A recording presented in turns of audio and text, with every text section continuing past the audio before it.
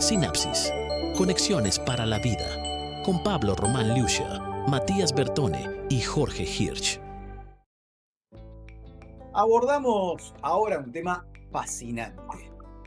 ¿Cómo interpretamos y construimos la realidad en la cual nosotros vivimos?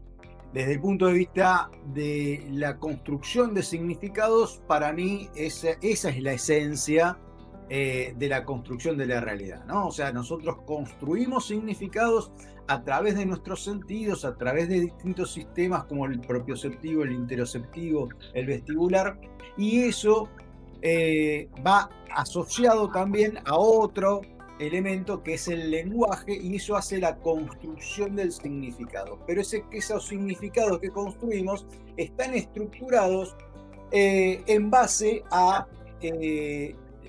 elementos emocionales, donde van a estar influyendo en cómo se consolida mejor un recuerdo, por ejemplo, y ese recuerdo después impacta en nuestra forma de ver el mundo. Pero me gustaría conocer tu opinión, Jorge, en relación a esto, tu mirada frente a esto de la construcción de la realidad. Bueno, Pablo, el tema es fascinante porque inclusive a mí me encanta hablar de esto, es entender cómo la materia, por decir así, porque nuestro cerebro está formado de átomos, ¿no? La materia en un punto se hizo consciente. Y vos sabés que yo, que soy especialista en neurodesarrollo, lo primero que vemos es cómo el bebé se enfrenta a un problema básico: distinguir la realidad de lo que pasa internamente de lo que pasa externamente. De hecho, muchos trabajos del siglo pasado hablaban de que los bebés hasta el 8º mes confundían a su mamá como parte de ellos. Es decir, cuando aparece el juego del Fordá, o sea, el decir el cuquito, acá está, aquí no está, representa la ausencia y la presencia materna, pero lo que determina al niño poder entender qué está afuera y qué está adentro. Y eso hace a un principio muy viejo, aristotélico, que se llama el principio de no contradicción. Es decir, el cerebro no puede contradecirse con las cosas que ve y tiene que darle, como vos decías, un sentido. En ese sentido, tiene que integrar toda la información sensorial para poderle dar un significado. Entonces yo no me puedo confundir y decir, si yo tengo que decir, voy a agarrar un libro de la libreta, tengo que saber qué es libro y qué es libreta. Entonces, y no puede ser un libro un reloj. O sea, no puedo. ¿Por qué? Porque si no, rompería este principio de no contradicción y el cerebro entraría en un caos. Fíjate vos que algunas de las patologías neuropsicológicas que se ven hoy, como el Alzheimer, es a veces justamente la confusión de esta temporalidad de no solo del significado, sino del presente, pasado y futuro. Y otra cosa que es impresionante es que, como nosotros los seres humanos tenemos lenguaje, porque a los perros no les pasa eso. Los perros, qué sé yo, lo tienen muy, muy fácil, por decir así. Nosotros los seres humanos tenemos lenguaje, entonces podemos intentar romper el principio de no contradicción. ¿Y cómo lo rompemos? Fácil, con el paradigma. Si yo te digo, yo siempre miento, ¿qué estoy diciendo, la verdad o mintiendo? Entonces puedo ser las dos cosas. ¿Y cómo hace el cerebro para interpretar eso? Crea un... Perdón. Sí, dale. No, sí, Pablo, sí, dale. No, ¿viste? es muy interesante el rol del lenguaje, que es el segundo. Explico brevemente de qué concepto de primer sistema representacional, segundo sistema representacional, en esta estructuración de significados, cada uno cumple un rol. El primer sistema representacional, procesamos información, como bien dijo Jorge, sensorial, y eso es parte de la construcción de significados. Es un sistema primario que lo tenemos desde que nacemos. Ahora, cuando empezamos a adquirir el lenguaje, nosotros complejizamos absolutamente la estructura de significado. O sea, nos permite darle una complejidad única a esa estructura de significados, y empezamos a ver el mundo de una forma también única, porque cada uno de nosotros ve el mundo a través de justamente esa estructura de significados. Y el lenguaje es un elemento esencial justamente porque le da simbolismo justamente a cada uno de los significados que construimos.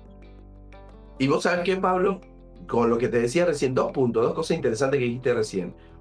Los estímulos sensoriales que integran al bebé al principio para esos significados primarios, en el autismo pueden estar distorsionados. Entonces los trastornos sensoriales que se ven en el autismo, los ruidos, las luces, tienen que ver con la no interpretación de acciones que sean significados para el cerebro. Más allá de que pueda haber una mala modulación del tálamo y otras estructuras que serían difíciles de explicar ahora. Pero pensándolo simplemente, podemos también atribuir esto.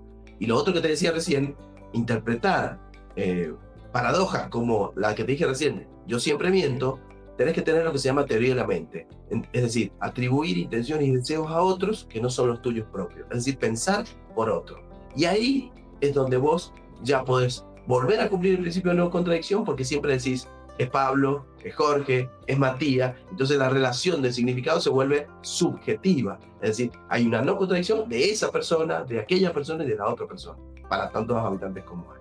Bueno, y ahí en esa subjetividad entra el elemento emocional, ¿no? Con dos elementos muy importantes. En realidad son tres, pero dos elementos muy importantes. Uno es la valencia, el valor positivo o negativo, que por ejemplo yo le doy a Jorge o a Matías. Y el grado de activación o de intensidad emocional que viví al momento de construir ese significado de Jorge y Matías. Y el tercer elemento es la dominancia, ¿no? ¿Qué grado de control tengo sobre esa respuesta que me genera ese significado en particular? O a dónde me lleva justamente en el grado de dominancia esa combinación de valor positivo y negativo y arousal o grado de intensidad emocional frente a ese significado. Es fantástico, ¿viste? La construcción del cerebro humano no es simple.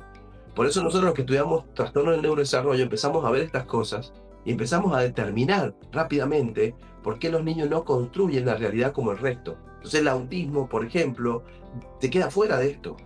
Algunos niños con TDAH, si bien construyen todo esto bien, pero después su impulsividad los lleva a tomar decisiones erradas.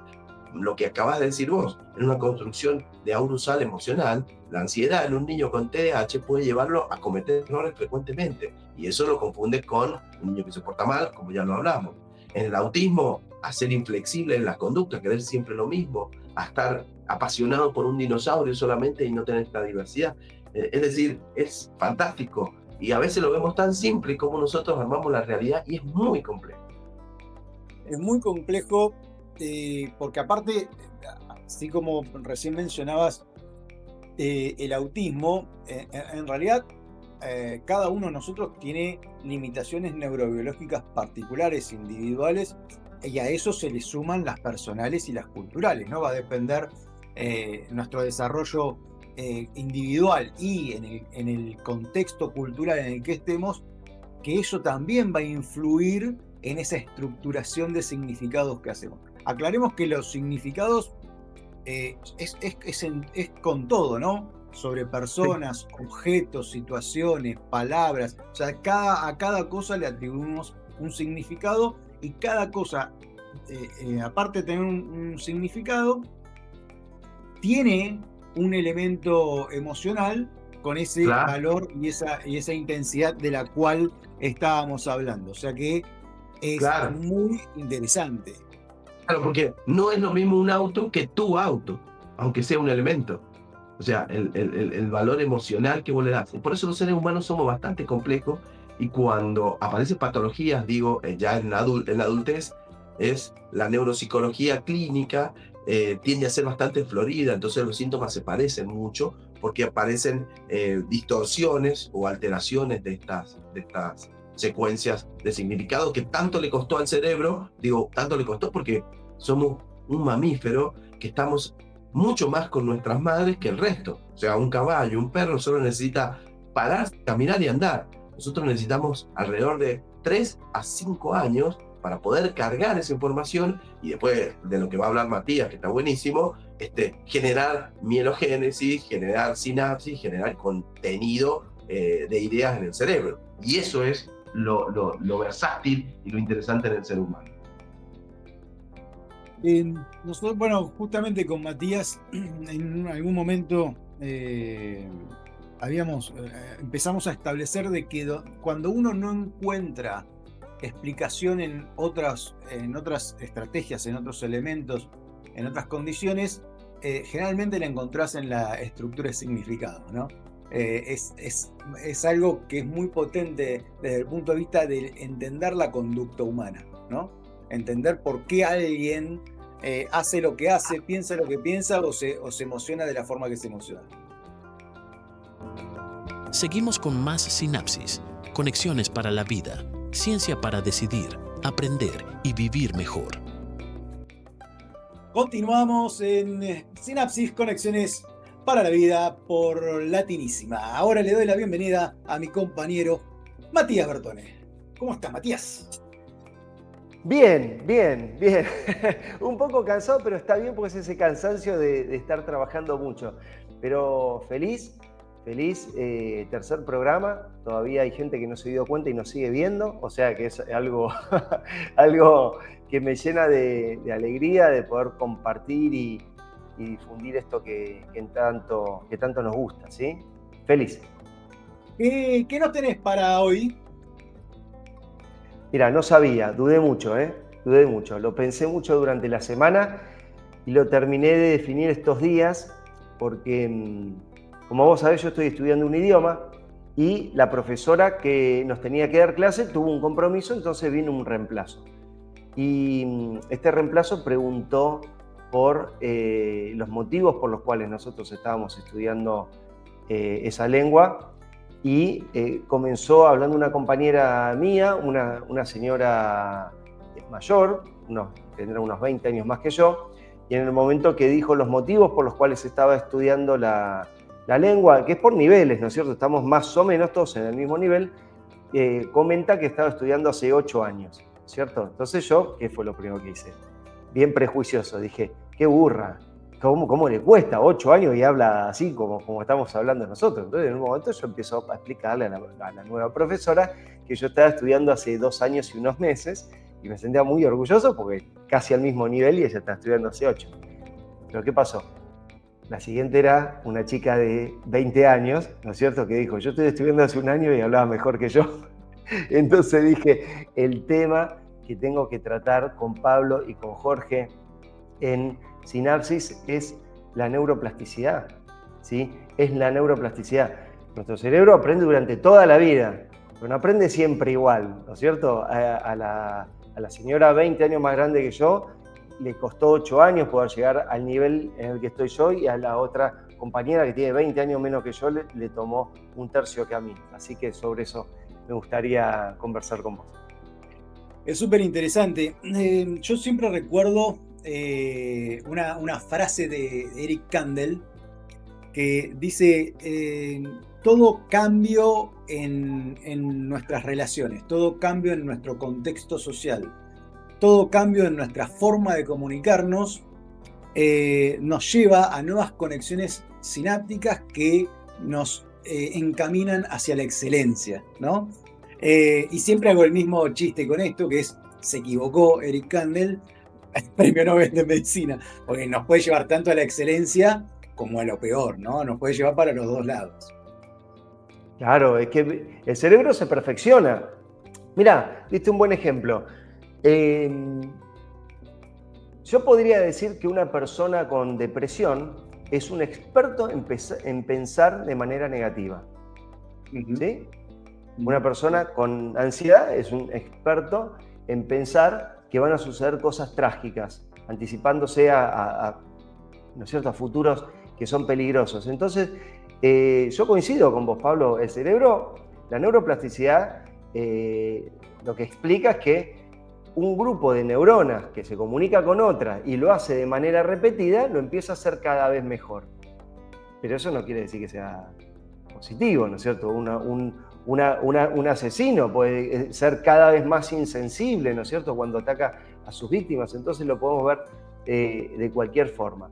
Pero a mí me gustaría comentarte una pequeña viñeta en relación a una de las primeras personas que habló de neuroplasticidad. Nunca se sabe quién es el la persona o el único, porque en general estas cosas se van dando en distintos lugares y por distintas personas, pero uno de los autores identificados como el de los primeros en utilizar el término de neuroplasticidad o plasticidad cerebral era Donald Hebb, un psicólogo canadiense que habló de esto en la década del 60.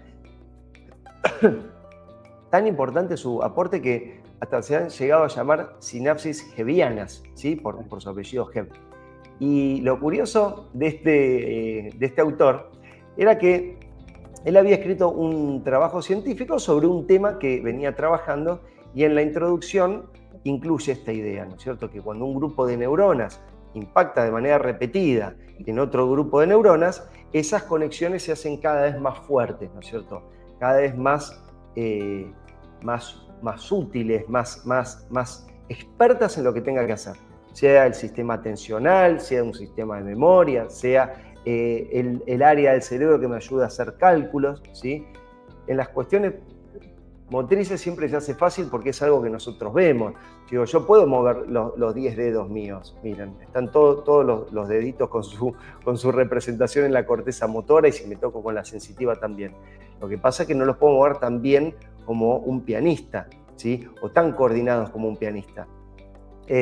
Pero si lo empiezo a practicar, el grupo de neuronas de la corteza premotora, del área motora suplementaria, de la corteza motora, se va a hacer cada vez más experta en afinar mi movimiento digital para poder mejorar mi movimiento de los dedos como para poder tocar una buena pieza de piano, ¿no?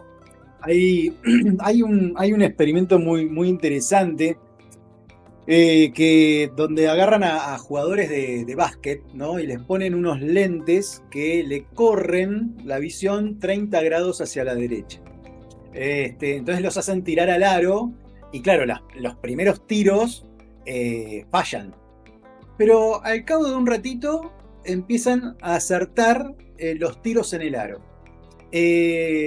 La adaptación que tuvieron en pocos minutos. Y después les sacan los lentes que corrieron su visión 30 grados hacia la derecha y uno naturalmente lo primero que piensa es, bueno, va a tirar y va a acertar porque ya no tiene ese elemento que le corría 30 grados a la derecha y no, otra vez vuelven a fallar porque claro, su distancia, su medida estaba a 30 grados a la derecha, entonces ahora tienen que volver a corregir y todo eso pasa al cabo de unos minutos, lo que es maravilloso.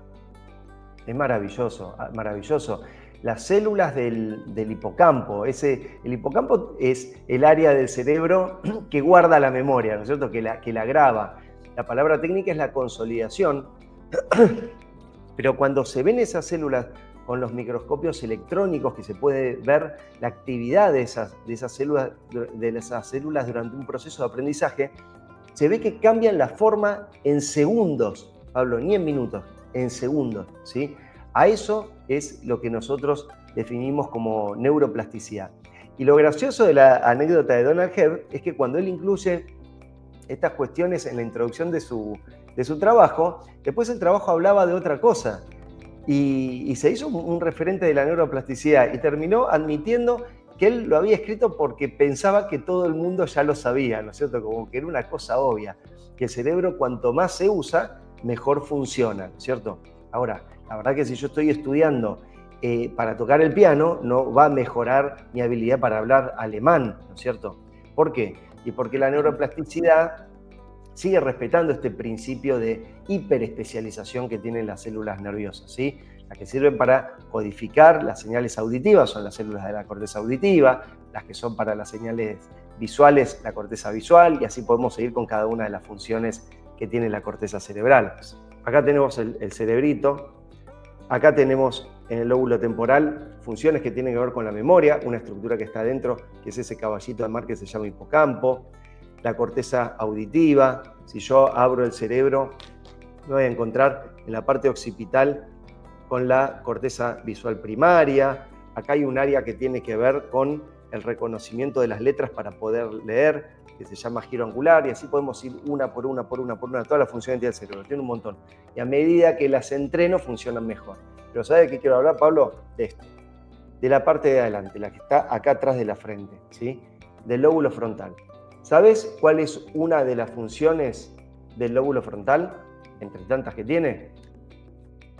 La capacidad de regular la conducta, de regular las emociones. Entonces, esto lo quiero, que a veces nosotros bromeamos y todo, pero ahora me quiero poner un poco más serio porque vamos a hablar de un tema serio. Te hago una pregunta. Si yo tengo viene un matrimonio preocupado a decirme que el hijo está detenido porque cometió un delito, ¿sí? O que necesitan internarlo en un centro de rehabilitación por adicciones, ¿sí? Y pues están preocupados porque es un adolescente problemático con conductas. Y uno de los dos o la pareja te dice, nos llama la atención que pase esto, que él esté detenido o que tengamos que internarlo y que sea violento, si nosotros siempre le dimos todo. ¿No? ¿Escucha eso o no? Ese es el problema. Ese es el problema. El lóbulo frontal, yo no puedo decir, los chicos aprenden a leer y a escribir porque entrenan las áreas del cerebro que les permiten leer cuando van a la escuela. Entonces, si yo te digo, no, yo creo que los chicos aprenden a leer y a escribir viviendo libre por la vida, salen a jugar, juegan con la pelota y en algún momento esas células evolucionan tanto que aprenden la lectura. No, se tiene que entrenar. Entonces, si la lectura se tiene que entrenar, y es una función de la corteza, ¿por qué la regulación de la conducta y de las emociones no se va a tener que entrenar? Vayamos al campo de la no patología, a un chico que la mamá o el papá dicen, vos sabés que está por el tercer trabajo y dura un mes y se va, porque cada vez que el jefe le dice que tiene que rehacer algo porque lo hizo mal, se frustra y se vuelve, porque no le gusta que le marquen los errores, porque le dijeron el otro día que tenía que llegar temprano. Bueno, así yo podría ir por una cantidad de ejemplos, ¿no es cierto?, de cómo con este lóbulo frontal no bien entrenado, nos vamos a pegar contra la pared en todos los ámbitos de la vida, ¿cierto? En el académico, salgo mal en un examen. Ay, no quiero estudiar más esta carrera porque ya rendí esta materia 2 veces y no me sale. No quiero estar en este trabajo porque mi jefe me dice que no hago bien las cosas. No quiero jugar más en este equipo porque van 2 partidos que perdemos. Expliquémosle a la gente que el área frontal está asociada a las funciones ejecutivas. Y esas funciones ejecutivas están a su vez relacionadas con todos procesos neurocognitivos que nos llevan al éxito en la vida. Pero en la vida no profesional. En la vida profesional, en la familiar, en la de amistad, en todo orden, porque se dan procesos que son esenciales justamente para ser efectivos y tener éxito en todas las áreas.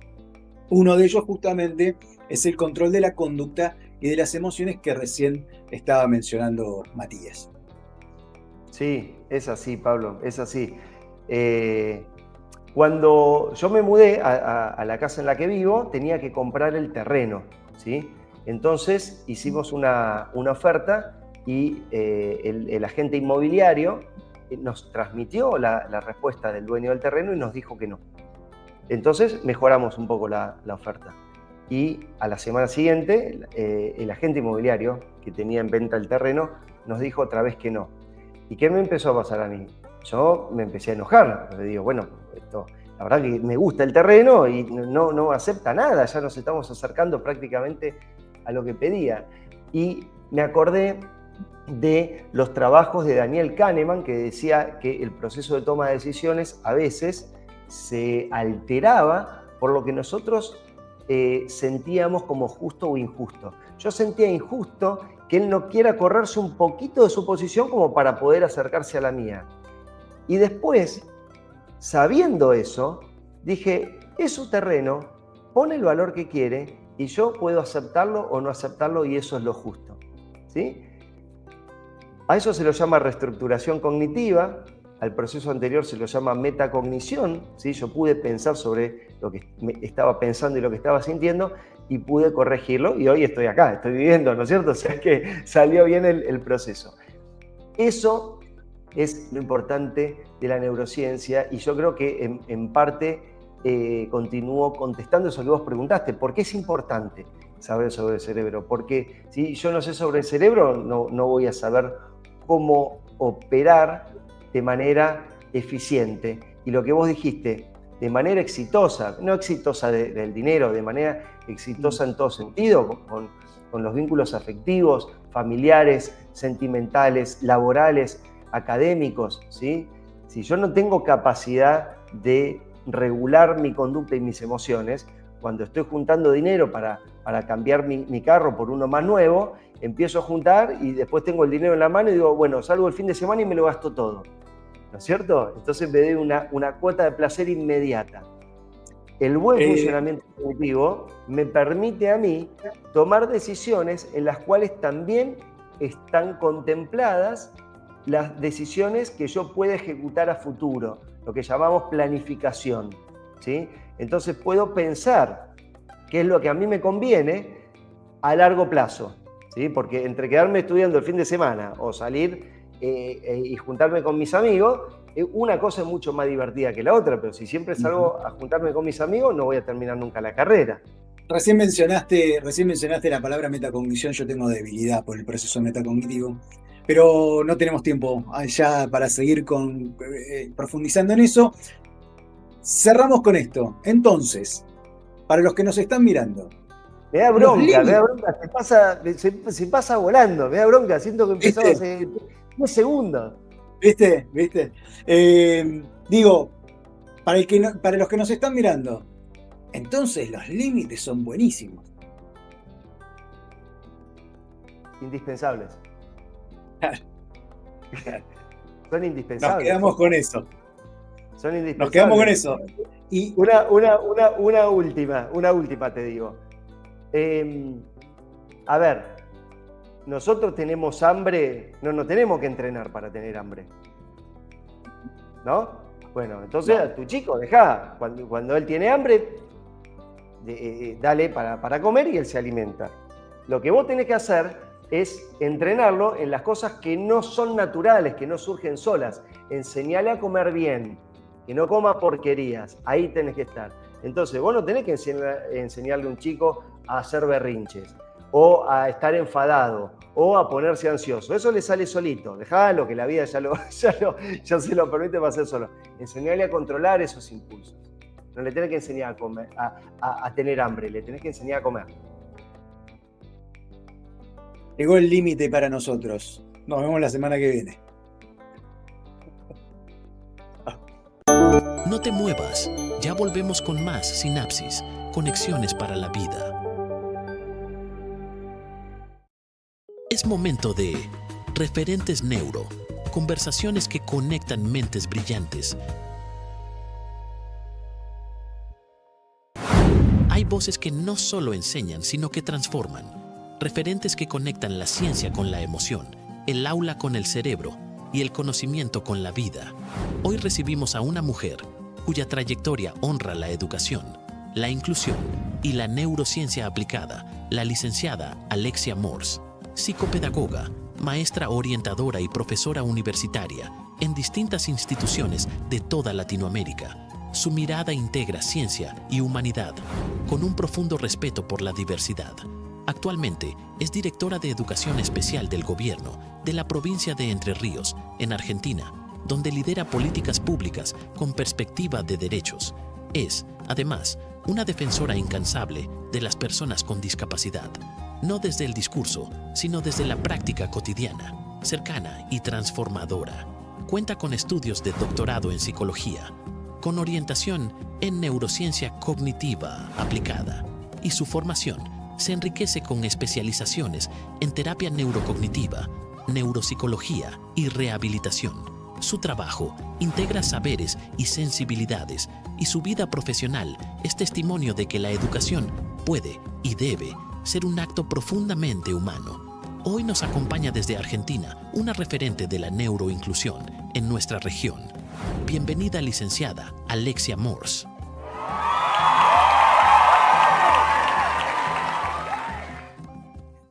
tengo el honor de recibir hoy a una profesional de primer nivel, pero además una persona, una amiga con la cual compartí muchos años también de formación, porque compartimos formaciones juntos y tengo admiración por sus capacidades de docencia, pero también por sus capacidades humanas, porque es una dulzura de persona. Bienvenida, Alexia, ¿cómo estás? Hola, buenas. Muchas gracias, Pablo, por tus palabras. El cariño es mutuo, realmente, y son muchos años de transitar juntos y bueno, este camino que por ahí a veces se bifurca un poco, pero que no deja de ser camino compartido. Las neurociencias es el amor de la vida de muchos de nosotros y el sustento teórico para poder hacer la toma de decisiones. Pero te agregaría que hay discapacidades que no conocemos y olvidamos. Es la discapacidad auditiva y la discapacidad a nivel visual, que también tenemos un gran índice, sobre todo a nivel provincial, acá en la provincia de Entre Ríos, y a nivel mundial también el crecimiento que se está dando todavía pensando en factores socioambientales y de contaminación, de agroquímicos, sonoros y demás, que todavía no se pueden discriminar, pero tenemos un alto porcentaje de crecimiento de población con trastornos o discapacidades ya directamente vinculadas a los sistemas sensoriales, lo cual nos marca un camino que es difícil de trazar y que poco a poco hay que generar esas tablas numéricas que tanto cuestan. Venimos de años sin tener números exactos porque no hay que generalizar algunas cuestiones o no podemos individualizar cuando realmente para la toma de decisiones necesitamos saber el número exacto para poder generar. Lo que yo te diría ni siquiera son políticas, sino estrategias pedagógicas, inclusivas y reales.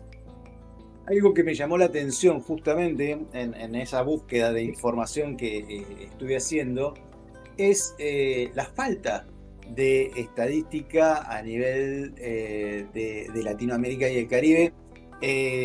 Lo que realmente me alarmó, porque, bueno, todas están estimadas, ¿no? O sea, a nivel, bueno, si en todos estos lugares más o menos la prevalencia es esta, bueno, calculamos que de esta es la prevalencia en Latinoamérica y me parece grave, ¿no? Me parece que hay que actuar seriamente en ese sentido y buscar una forma de poder crear justamente los números reales en Latinoamérica y el Caribe. Cuesta mucho volver a generar. Nosotros pues venimos del campo de la investigación constante y estamos acostumbrados a hacer estadísticas, a hacer cuadros, a mirar el número para hacer como un indicador de direccionamiento hacia dónde queremos ir con nuestras investigaciones, pero lo real es que venimos de muchos años en todo el mundo como que el número es algo malo. Y la realidad es que en la parte de inclusión, en este caso en particular, sería maravilloso que podamos entender de que si nosotros damos el diagnóstico de una persona, no es que estamos rotulándola, sino que necesitamos para poder tomar las decisiones pedagógicas precisas para cada tipo de población, porque, a ver, no es lo mismo estar capacitando personas docentes en una discapacidad donde tenemos un 3% de población infantil, a donde, por ejemplo, en un departamento de la provincia de Entre Ríos, que es Villaguay, donde el 47% de las personas tienen disminución auditiva o incluso son directamente personas con discapacidad auditiva, por lo cual necesito personas capacitadas en lengua de señas argentina. Entonces yo no puedo negar que si el número no me lo dan, ¿cómo puedo yo reducir el impacto y realmente hablar de una inclusión? Inclusión inclusión social, inclusión en un sistema y no es en un lugar, es inclusión. Y en esto que soy muy clara, por ahí tengo la discusión con muchos colegas, incluir no significa solamente el sistema educativo, incluir significa una sociedad que haga una convivencia plena y donde necesitamos entender de que si una persona se tapa los oídos, inmediatamente podemos entender que hay una sensibilidad auditiva y posiblemente sea uno de nuestros neurodivergentes o neurotípicos que esté caminando y que escuchó un sonido y que se está por desregular. Entonces también tenemos que empezar a mirar otras cosas que por ahí se ríen mucho cuando yo le digo, tenemos que empezar a mirar a las personas que tenemos enfrente. Pero el rótulo y el mensaje del diagnóstico a mí me sirve para poder generar y tomar decisiones. Recién estos 2 últimos años estamos teniendo cifras reales de chicos en procesos de inclusión o en escuelas de la modalidad de educación especial que realmente tienen un diagnóstico y chicos que no tienen diagnóstico, pero que más o menos uno que conoce las dos partes sabe para dónde va. Pero ya no son estimativos, estamos hablando de números reales y crueles. Alexia, me gustaría que la gente conociera qué es lo que te llevó a este camino, ¿no? ¿Cómo te iniciaste? ¿Cómo fue tu recorrido desde que elegiste ir por el camino de las neurociencias cognitivas? Obviamente, unido a todo lo que tiene que ver con inclusión. Está acá, ¿no? Que hoy sos la directora de educación especial de el gobierno de la provincia de Entre Ríos en Argentina. Mirá, Pablo, yo tengo que ser sincera, creo que mi amor por las neurociencias empezó cuando recién estábamos hablando de las neurociencias en general y estamos hablando del año 2002, que una profesora de la facultad, Susana Macedo, nos trajo como inquietud cómo funcionaba eso que todos de alguna manera, podríamos decir, le temían que era el cerebro humano. Me acuerdo que hice un trabajo de investigación con ella en relación a un paciente de ella, me permitió hacer unas prácticas de acompañamiento para la recuperación después de una caída de un caballo con un trastorno craneoencefálico que le había dejado secuelas, y creo que desde ahí nunca me pude desprender. Empecé primero a leer mucho porque, bueno, no había, después hacer la relación de la psicopedagogía y el aprendizaje con lo que había de neurociencias, que no era nada. Mi tesis de grado fue la primera tesis que les irrumpió la facultad y que primero generó su polémica porque venía a hablar de cómo como psicopedagogos nosotros podíamos trabajar y fomentar un aprendizaje mejor y cómo también podríamos generar nuevas redes neuronales a través de una estimulación adecuada. En ese momento era la famosa compensación cognitiva. Y después poco a poco creo que pasé de enterrar los piecitos a ya meter cuerpo entero y pasar por Buenos Aires y empezar con el doctor Ignacio Brusco, después estar en el hospital italiano, pasar al francés, pasar a Favaloro, pasar por la Asociación de Neuropsiquiatría, y después quedé en manos de tu padre, como digo yo siempre, que para mí fue un gran mentor en relación a esto de las terapias neurocognitivas, que yo decía, bueno, a ver, ¿cómo las puedo bajar a la psicopedagogía? Y esto de decir, bueno, a ver, esto es un mundo que arranca y no termina, donde la investigación es parte de nuestra vida rutinaria en muchos aspectos, pero que tiene que ver con esto de decir, ahora entiendo por qué estás haciendo tal cosa, cómo puedo yo mejorar tal otra, cómo es el impacto de decir, yo trabajo con seres humanos y es una frase que siempre les he explicado a mis estudiantes de la facultad, donde yo pierda la capacidad de estudiar y de investigar, me tengo que retirar, porque el ser humano evoluciona y el ser humano merece de parte mía la mejor forma, ya sea la parte de salud o la parte de educación, la mejor propuesta, y donde tenga que ser consciente que el impacto a nivel cerebral de lo que yo haga existe. Y en ese camino, ¿qué personas marcaron tu vida profesional en ese recorrido que nos acabas de contar? Mira, uno es tu papá, que yo siempre lo recuerdo con mucho cariño porque de hecho tengo los apuntes acá cada tanto a revisión de algunas cuestiones como para poder orientarme. Otro que parece mentira, pero que lo fui conociendo con Vinca y que lo sigo un montón, es Hernán Aldana. Para mí es una eminencia, igual que Lucrecia Pertgay, que siempre me cuesta su apellido, pero que también me ha llevado en algunas capacitaciones y en algunas conferencias que hemos tenido y compartido. Es una persona que me marca, me lleva, me muestra cosas que para mí son de propia intuición, ¿no? O sea, pero que uno después se termina sumergiendo diciendo, sí, tenía razón por esto.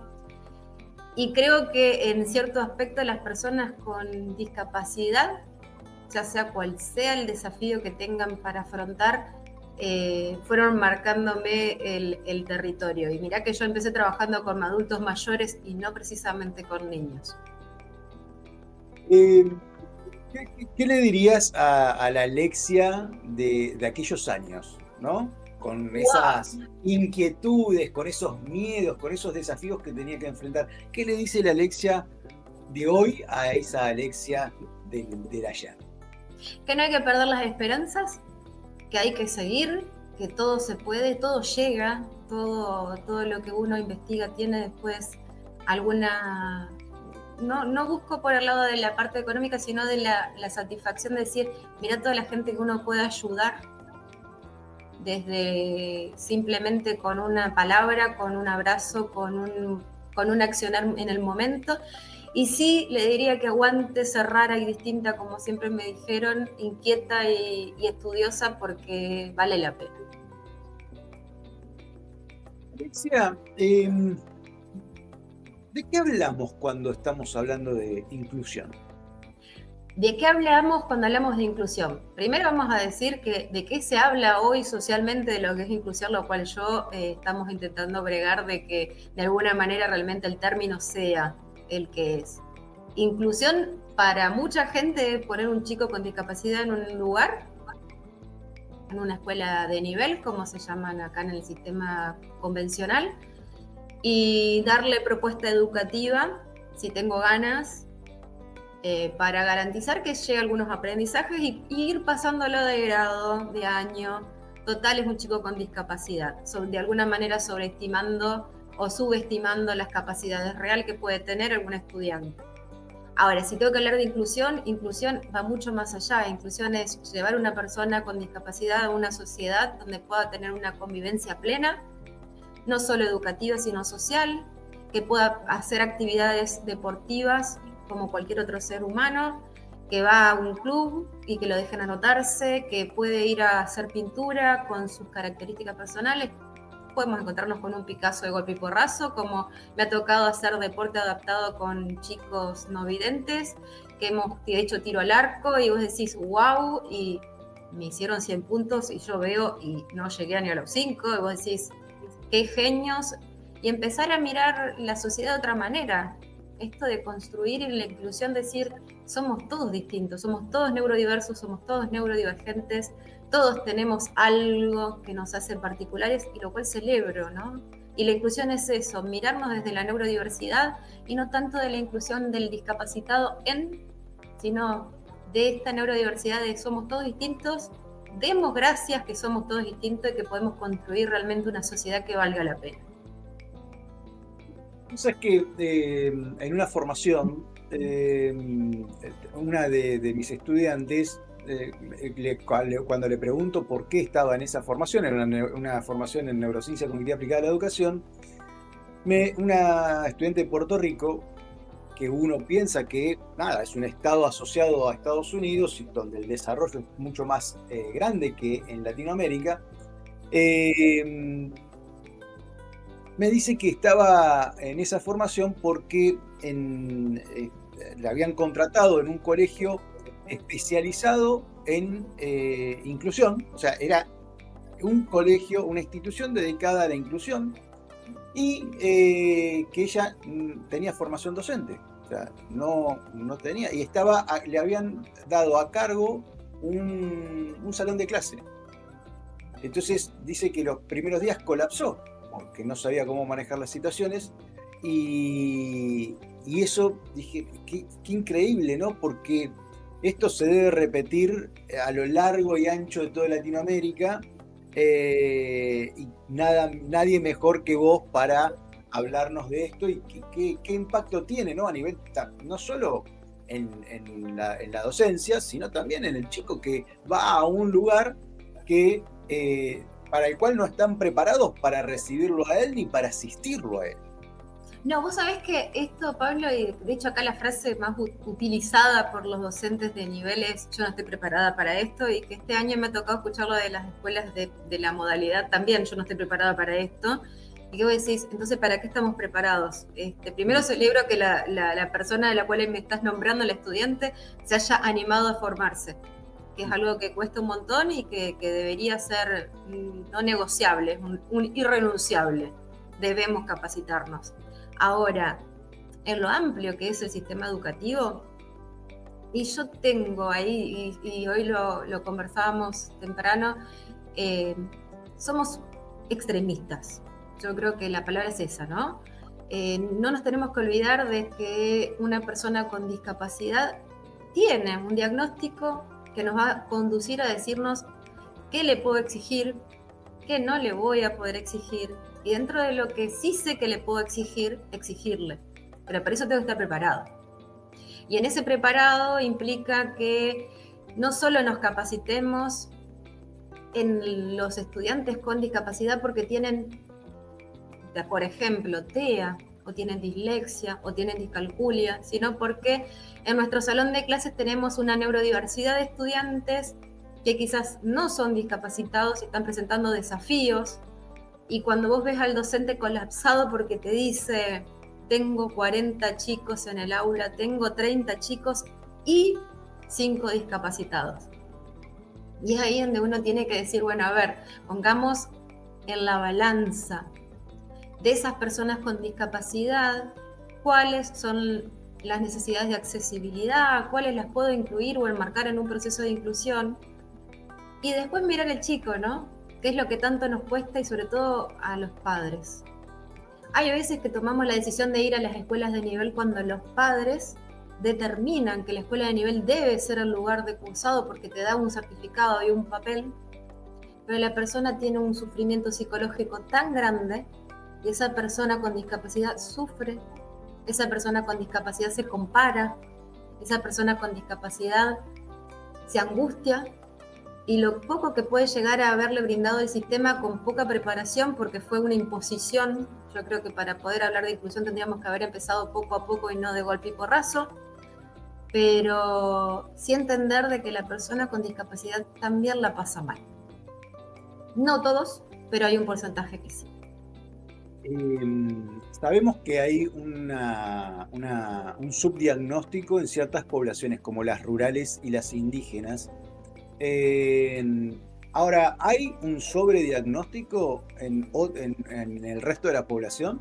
Sí, los trastornos del neurodesarrollo son el boom, y sobre todo la condición del espectro autista. Parece que todos tenemos algo del autista, todos somos autistas. La otra vez, no sé quién me lo planteó, y le digo, perfecto, me siento automovilista con todo lo que me estás diciendo, porque la verdad es que lo que vos me estás planteando son un montón de diagnósticos de un montón de chicos con TEA, que lo fui a ver al aula, porque fue hasta gracioso, me dijo, tengo 30 chicos con TEA, y yo dije, 30 en una localidad así de chica, yo decía, hay que juntar. Ya. Y me siento a mirar, y tenemos el docente también diagnosticador compulsivo que le gusta poner rótulos. Y le digo, que envía a los chicos, no, vayan a que al profesional, tráiganme las configuraciones de apoyo, que venga educación especial a trabajar acá a la escuela de nivel, porque son un montón. Y le digo, ¿qué le pasa a este? Empiezo a mirar y le digo, disculpame, acá chicos con trastorno del neurodesarrollo tenés 2. ¿Cómo te das cuenta? Le digo, primero soy profesional de salud mental, además de ser docente, ser psicopedagoga y tener un trayecto, pero los otros chicos, los que les pasa son otras cosas. ¿A qué le está jugando con la sombra? Fíjate, y fíjate, escucha el diálogo que está teniendo con su sombra. No es que se aisló del mundo porque quiere jugar. Y me pasó algo muy loco, que dentro de todos esos chicos le pregunto por una nena que estaba sentada y me dice, y esa es la que más cuidado tengo que tener. Y la miro y le digo, ¿por? Tiene hidrocefalia. Para. ¿Y por qué es la que más cuidado tenés que tener? Pues no se puede pegar la cabeza. Y yo ahí la miré y le digo, mirá, discúlpame, de los que tenés acá adentro, ninguno se puede pegar la cabeza. No sería, le digo, un problema. Deja que esa nena salga a jugar, no la podés tener encerrada en una sillita adentro del aula porque por las dudas se pegue. Entonces, hay una cuestión de sobrediagnósticos reales por profesionales de salud que hacen estas cuestiones de, bueno, como te estás desfasado un poquitito, en vez de ayudar a la familia, a conducir los padres, porque nadie nació siendo padres, y conducirlos en cómo estimularlos desde casa, cómo acompañarlos desde casa, ayudar a los docentes a generar esos puentes. Tenemos una cantidad de chicos con TEA y EA que no lo son, y que me disculpen mis colegas, lo voy a seguir bregando. Muchas de las personas que me dicen que están dentro del espectro no lo son, que con un trabajo muy juicioso, muy armado, yo les puedo asegurar que tenemos la mitad de la población volando, haciendo un montón de cosas, y que en verdad también tenemos que enfrentarnos a que tenemos un cambio generacional. Tenemos que ver en ese cambio generacional cuáles son las características de estas generaciones nuevas, que no son las que teníamos nosotros. Así como pasó en su momento cuando eran todos hiperactivos y deambuladores, como les solían decir en algunas instituciones educativas, que decís, no, es un chico normal, tiene 3 años y necesita moverse. O sea, ¿cómo conozco al mundo? Moviéndome. Y es lógica. Pero parece que mentira, pero la lógica se pierde. La lógica y lo real se pierde. Alexia, ¿cómo podemos llevar esto de la inclusión más allá de la escuela, ¿no? Entenderla globalmente, socialmente, para que el que está del otro lado, que tiene que enfrentarse a esto, tenga herramientas, o por lo menos le hayamos levantado la barrera de ciertos miedos o pruritos, ¿no? Frente a eso. Mira, te los pongo en conocimiento, los conoces bien. Estos son mis amigos, los cuales podríamos decir que es un elemento de accesibilidad al conocimiento y accesibilidad al mundo. Yo uso anteojos hace muchísimos años. Tengo una pérdida de visión terrible. ¿Me siento discapacitada? No. ¿Alguien me dijo discapacitada? No. Hay elementos de accesibilidad como lo son los anteojos, que están totalmente naturalizados como parte de... Se te redujo la visión, pero yo también te puedo decir que eso es el principio de una incapacidad, en todo caso, para manejar, una incapacidad para... Ahora, si nosotros empezamos a mirar las personas como personas, nos podemos sorprender de la gente que tenemos al lado. Yo trabajo, una de las chicas de mi equipo es fonoaudióloga y es disléxica. ¿Le afecta? No. Y si no le preguntas, tampoco te enterás. Entonces, hay un montón de cosas que uno puede no mirar. Pero cuando uno empieza a poner el corazón donde miramos, nos damos cuenta que todos tenemos algo que nos diferencia. Algo que va a necesitar de alguna herramienta o algo que nos permita hacer más accesible algo. Entonces yo creo que la primera premisa que tenemos todos y que el mito es derribado es: conozcamos el ser humano detrás de todo. Y después empecemos a mirar qué es lo que necesita esa persona para lo social, para lo educacional, para lo laboral. Pero primero conozcamos la persona, porque nos estamos olvidando en una sociedad que está perdiendo algunas cuestiones de valores. Esto de, es un ser humano el que tenés enfrente y todos tenemos desafíos. Unos más grandes, otros más chicos, otros necesitamos más herramientas de accesibilidad, otros menos, otros necesitamos otras maneras para resolver las cosas, pero que no significa que no las vas a resolver. Entonces creo que el cambio es la mirada donde estamos poniendo el ojo. El diagnóstico nos sirve a nosotros como profesionales, pero no a la persona, no va a definir una persona. Alexia, nos quedan ya apenas unos segundos. Me gustaría que cierres, primero agradecerte por estar aquí, pero me gustaría que cierres con un mensaje hacia las familias que tienen a sus niños, niñas, con algún tipo de condición o trastorno o algún tipo de discapacidad. Me gustaría que le dejaras un mensaje sobre esta visión de la inclusión en la familia. Que los escuchen, que los dejen elegir. Ellos nos marcan qué es lo que quieren y qué es lo que no. Y a veces respetemos esa individualidad que tienen nuestros hijos, que tiene ese hijo en particular o hija, porque realmente ellos saben lo que necesitan la forma de comunicarlo puede variar, pero no podemos seguir obligando y llevando el sufrimiento psicológico porque queremos, entre comillas, que una cosa encaje en otra y que por lo que dirán o por lo que puede llegar a pasar, démosle la oportunidad de ser seres libres, autónomos en la realidad, según el grado de autonomía que puedan tener autodeterminación y que sobre todo las cosas tengan voz. Así como votan, siempre digo y hago el mismo ejemplo, tienen que trabajarse desde muy chiquito la posibilidad de elegir en qué lugar quiero o qué es lo que no quiero y empezar a mostrar. Y son lo más lindo que existe en el mundo porque el amor seguro está garantizado. Yo siempre digo lo mismo, son los seres más amorosos que hay. Simplemente hay que mirarlos a los ojos, poner el corazón y acompañarlos en la elección de cada una de las cosas que hacen, indicándole como a todos los otros integrantes de la familia que está bien o que no, el porqué de manera sencilla, clara, pero no bajar los brazos. Las personas tenemos que entender que somos todas distintas y se celebra.